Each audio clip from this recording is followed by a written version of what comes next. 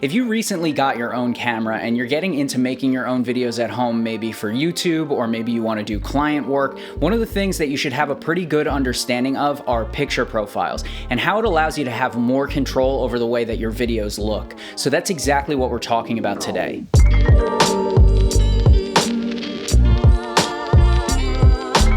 What's up guys, thank you for joining me. I'm your host Sam, and today we're talking all about picture profiles and how they allow us to have more control over the way our videos look and preserve dynamic range in high dynamic range situations. This is definitely going to be a more beginner oriented video where I simplify a lot of the terms and we just talk about these things very basically. I don't want to get too far into the weeds, but if you are a veteran and you've had your camera forever, you already understand how picture profiles work, stick around anyway because you might learn something that you missed the first time around. Okay, so what is a picture profile? A picture profile is a setting that you turn on your camera while you're shooting video footage that take it from something that looks normal to something that looks more like this. And you're probably wondering to yourself, why would I ever want my video to look all smoky and desaturated and weird? What the picture profile is doing to the image is it's compressing the information down into a smaller area so that you don't lose information in the highlights or the shadow range of your image. With that being said, there is a trade-off. Because we're doing this to our image and compressing it down and preserving dynamic range, you also have to counteract that afterwards. So you have to stretch the image back out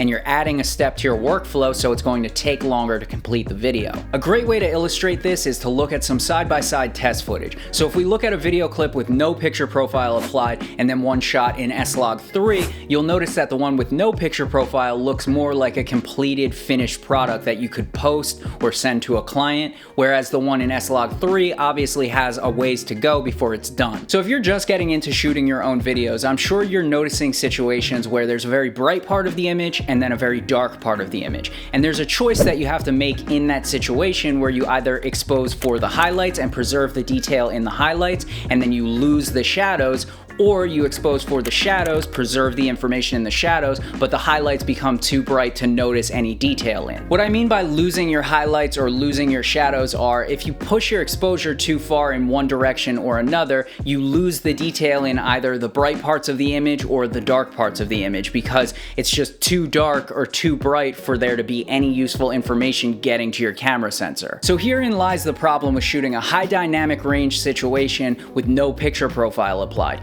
Your camera isn't going to be as careful with your highlights and your shadows as you would be if you were doing the exposure manually. Basically, your camera is saying, all right, I exposed for the shadows, that's all you really wanted, so if the highlights are blown out, it is what it is, like I'm doing my best. Whereas if we were to shoot the same scene in, say, S-Log3, all your camera has to think about doing is compressing as much information as it can down into a small area and handing that over so that you can stretch it back out and be careful not to clip the highlights or the shadows, resulting in a more dynamic image. So what picture profile do I shoot in and what picture profile should you be using? It all comes down to personal preference. I personally love S-Log3. I use S-Log3 for literally every single one of my video clips, but I also like having as much control as humanly possible over the way my videos look. On the other hand, maybe you don't like color grading or the job that you're doing doesn't call for a very heavy color grading process. In that case, you might not want to use a picture profile at all.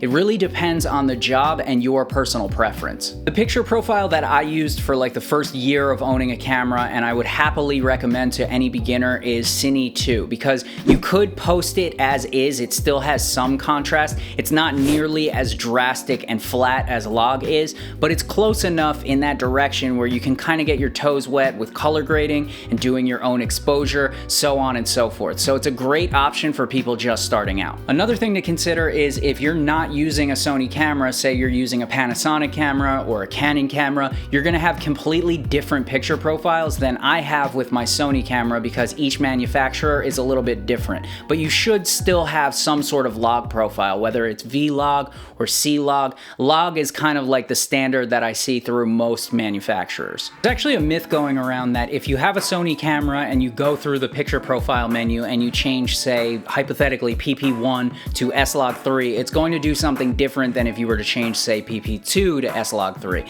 And this is complete horseshit.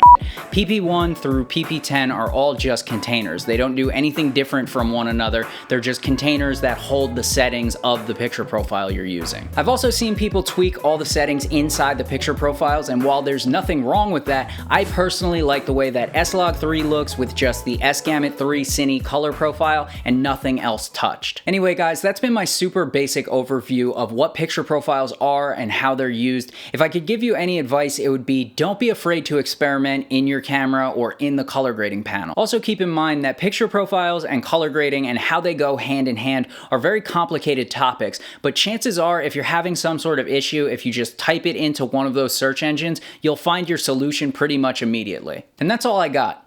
If you got something out of this, consider going down and hitting the like and the sub button. It means the world to content creators like me. Thank you for joining me on another episode, and I'll see you guys in the next one. Bye.